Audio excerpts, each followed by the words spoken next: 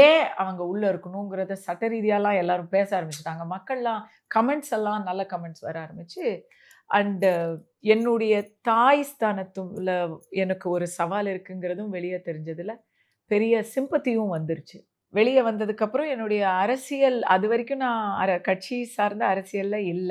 என் வாய மூடணும்னு நெனச்சாங்க.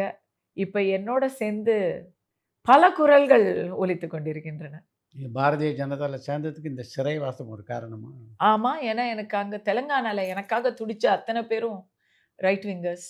எனக்காக வந்து அமைச்சர் முதல் அங்க எல்லாரும் எனக்காக சப்போர்ட்டா நின்றாங்க, செயல்பட்டாங்க.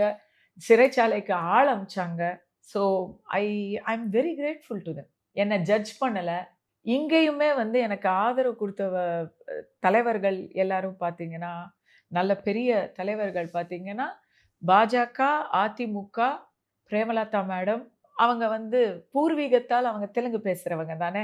அ அவங்க நான் என்ன பேசினேங்கிறது அவங்களுக்கு எப்படி சரியா புரிஞ்சுச்சு? ரொம்ப அழகா அவங்க சொல்லியிருந்தாங்க. அவங்க சொன்னத நான் வந்து நியாயப்படுத்தல. யாரையும் காயப்படுத்துறத நாம நியாயப்படுத்தல. பட் அது என்ன அவங்க என்ன தவறா எதுவும் சொல்லல. அவங்கள எதுக்கு சிறைக்கு அனுப்பணும்? அ அத நம்ம வன்மையா கண்டிக்கிறேன்னே சொல்லிட்டாங்க. ஸோ எனக்கு இங்க பேசினவங்க எல்லாரும் பார்த்தீங்கன்னா, எந்த அணியில இருக்காங்களோ, அந்த அணியில தான் நான் ஆனா அதுல ஒரே ஒருத்தர் அந்த நட்பு சீமான். எனக்காக ஃபர்ஸ்ட் தமிழ்நாட்டுல ஓப்பனா எனக்கு சப்போர்ட் பண்ணது வந்து சீமான். சீமான் அவர்கள். இன்க்ளூடிங் எனக்கு சட்ட உதவி முதல் அவங்க வந்து எனக்கு ஆஃபர் பண்ணாங்க. அவர் அத எல்லாருக்குமே செய்றாரு.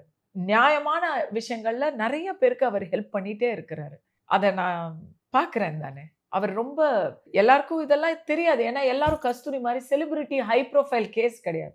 But he does.